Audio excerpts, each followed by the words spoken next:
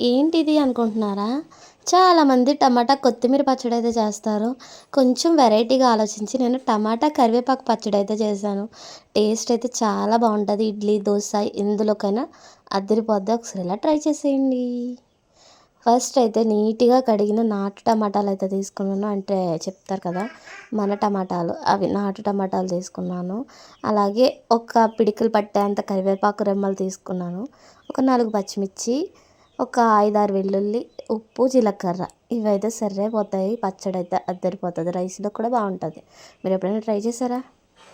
First అయితే కరివేపాకుని మంచిగా కడిగేసుకొని దూచుకొని పక్కన పెట్టుకోవాలి. మూకుట్లో ఒక స్పూన్ ఆయిల్ వేసుకున్నానండి నేనైతే.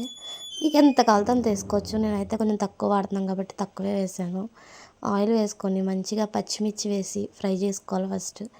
తర్వాత అవి కొంచెం ఫ్రై అయిన తర్వాత వెల్లుల్లి చితగ్గొట్టుకొని వేసుకోండి. మళ్ళీ పేలిపోతే నన్ను తిడతారు. ఇక్కడ నూనె పొంగుతుంది ఏంటో అనుకోవచ్చు. మాదైతే పప్పు నూనె, అందుకే ఇలా పొంగుతుంది అనమాట.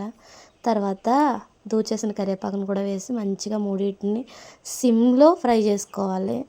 అప్పుడే మొత్తం ఈవెన్గా ఫ్రై అవుతాయి అన్నమాట. మంచిగా ఇలా ఫ్రై అయిన కరివేపాకు, పచ్చిమిర్చి, వెల్లుల్లిని పక్కకైతే తీసేసుకున్నాను నేను.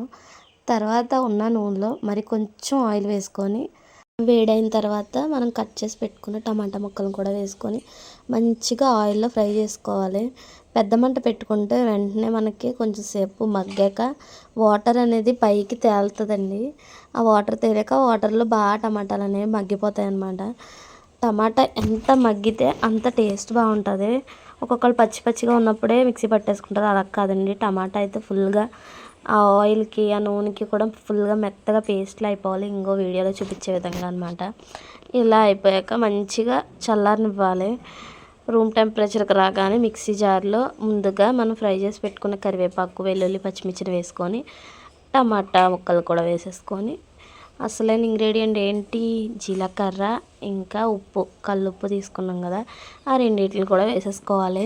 ఉప్పు తగినంతే వేసుకోండి. నేను చూపించినంత అయితే వేయకండి, ఎక్కువైపోతుంది. మీరు చేసుకునే క్వాంటిటీ బట్టి టేస్ట్ బట్టి వేసుకోండి. మంచిగా మిక్సీ పట్టేసుకుంటే ఎంతో టేస్టీగా కరివేపాకు టమాటో పచ్చడి అయితే రెడీ అయిపోయింది. కరివేపాకు తినడం చాలా మంచిది కదా కంటికి. చాలామంది తినరు.